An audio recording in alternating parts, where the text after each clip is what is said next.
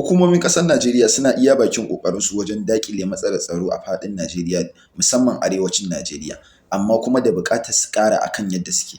Domin a satin nan da ya gabata an kwashi mutane da dama, a Zamfara an kashe kusan mutum 50, an kwakwashi wasu don kwakusarsu ma aka yi. Da buƙatar a ce tsaron da ake da shi a arewacin Najeriya ya linka a kan yadda ake da shi a halin yanzu. Sakamakon a arewacin Najeriya ne aka fi samun waɗannan matsalar ta bandit ɗin da ake fama da su.